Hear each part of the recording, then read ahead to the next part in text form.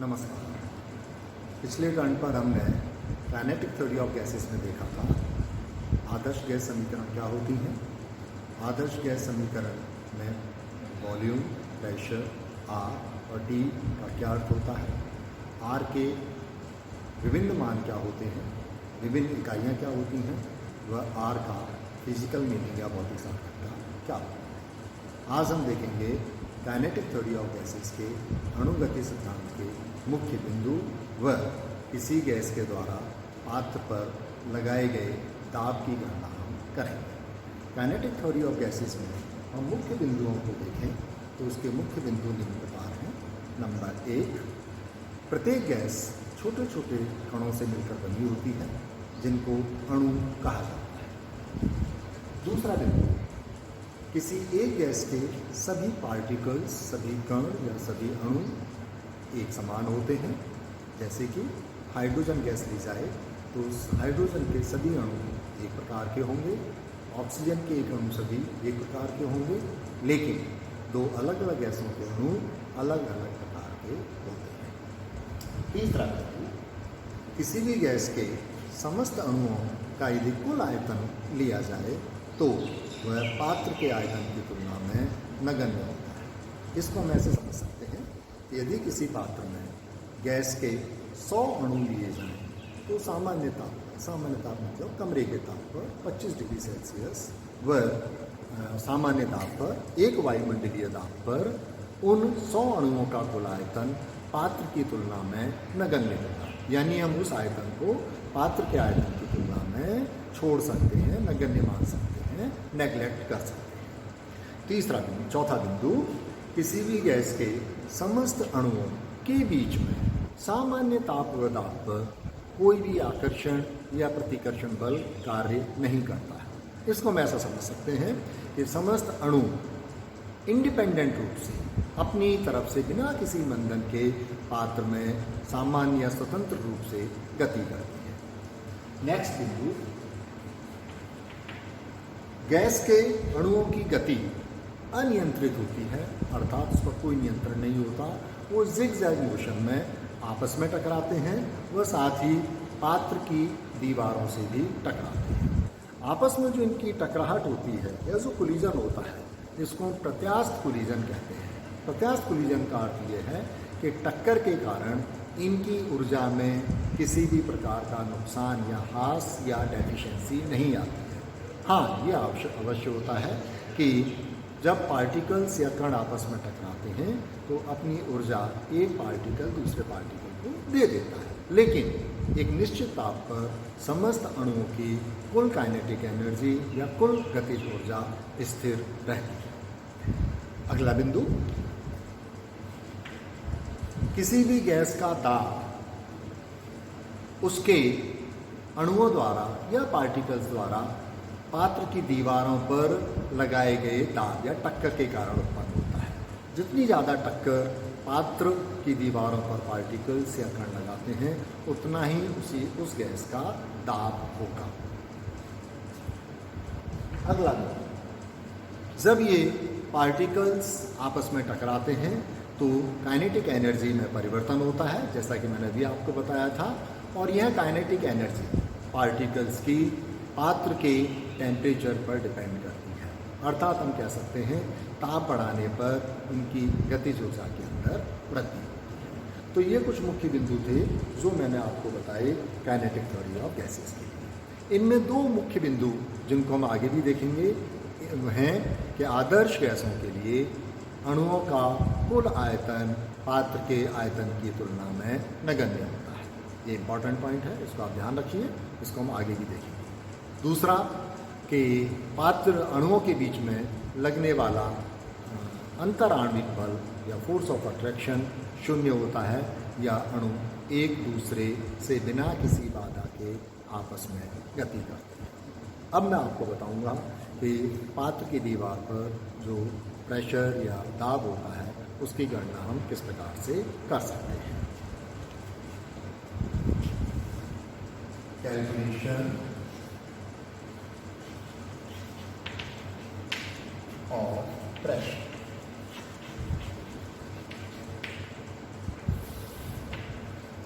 इसके लिए हम एक क्यूबिकल शेप के पात्र की कल्पना करते हैं।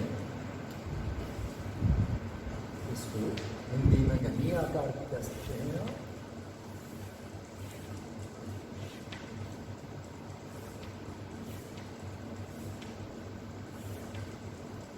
ये माना एक हमारा घनीय आकार का पात्र है जिसकी लंबाई, चौड़ाई व ऊंचाई तीनों समान है, जिनको माना हमने L सेंटीमीटर है। इस पात्र के अंदर एक गैस को भर दिया जाता है। माना कि गैस के प्रत्येक अणु का द्रव्यमान m है। Mass of each particle m मान लीजिए, और माना कि गैस के अंदर कुल अणुओं की संख्या n, total number of particles is equal to n।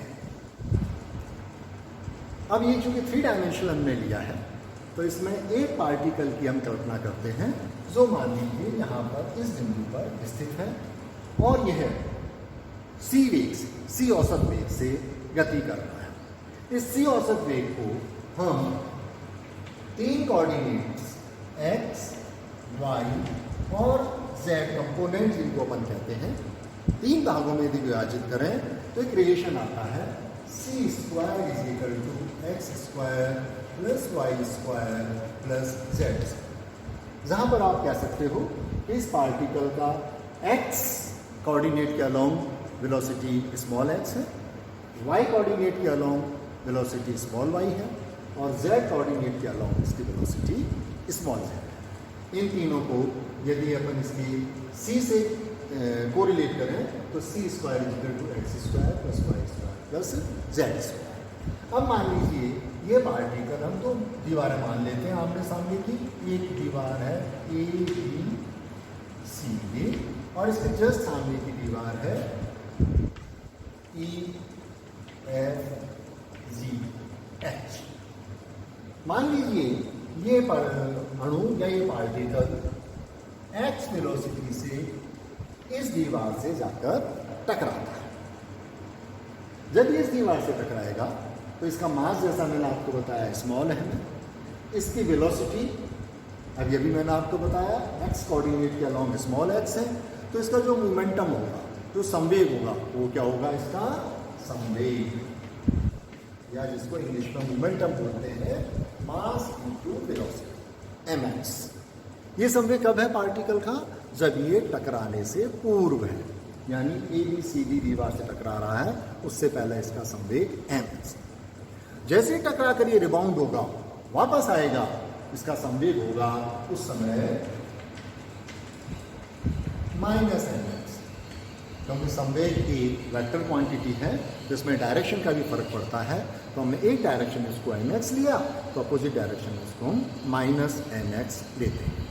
यानी इसके संवेग में ये mx संवेग इसका टक्कर से पूर्व है, माइनस mx संवेग इसका टक्कर के पश्चात है। तो संवेग में जो परिवर्तन होगा वह कितना होगा? संवेग में परिवर्तन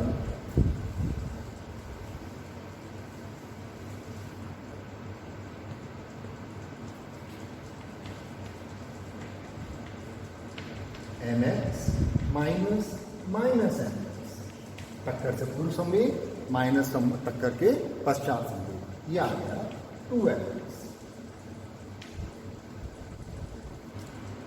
अब ये पार्टिकल जब टकराकर अपोजिट डायरेक्शन की दीवार पर की तरफ जाता है, यानी ई एफ जी एस दीवार की तरफ जाएगा, तो कितनी डिस्टेंस तय करेगा?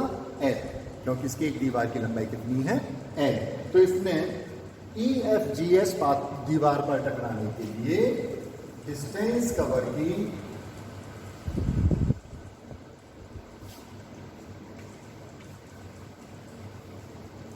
l। इसकी वेलोसिटी कितनी होगी? वही वेलोसिटी x। तो इसको यहां से यहां तक टकराने में, यानी a डिस्टेंस कवर करने में कितना समय लगेगा? t will be equal to velocity upon x। ये कैसे निकाला हमने? ऐसे निकाला हमने कि हम जानते हैं वेलोसिटी इज इक्वल टू क्या होती है?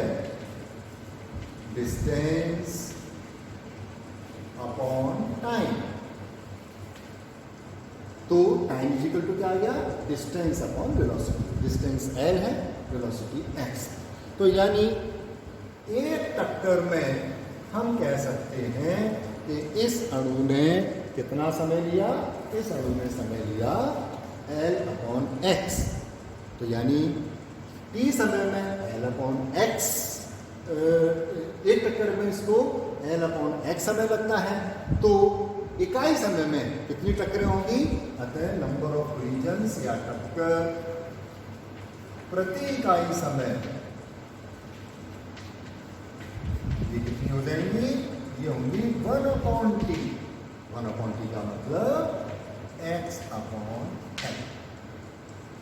तो अब अपन कह सकते हैं कि number of collisions per unit time is equal to x upon l। या इसको हिंदी में अपन बोले प्रति इकाई समय में टक्करों की संख्या x अपॉन l। एक टक्कर में संवेग में कितना परिवर्तन हो रहा था? 2mx। तो इकाई समय में कितना परिवर्तन होगा? इसको हम ऐसे निकालेंगे। अतः इकाई समय में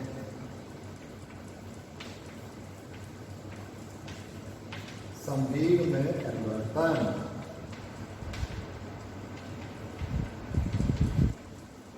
इज इक्वल टू एक संवेग में परिवर्तन इंटू इकाई समय में होने वाली टक्करों की संख्या। तो ये क्वांटिटी कितनी आ गई? ये क्वांटिटी आई 2mx स्क्वायर अपॉन l। ध्यान रखिए, ये जो संवेग में परिवर्तन है ये केवल x डायरेक्शन में है, यानी x कोऑर्डिनेट के अलोंग है। बिल्कुल ऐसे ही हम y कोऑर्डिनेट के अलोंग कैलकुलेट कर सकते हैं, इसी तरीके से हम z कोऑर्डिनेट के अलोंग कैलकुलेट कर सकते हैं।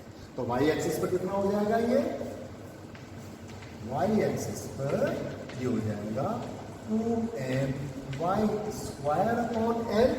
इसी प्रकार z एक्सिस पर हो जाएगा ये 2mz स्क्वायर अपॉन l। तो कुल संवेग में परिवर्तन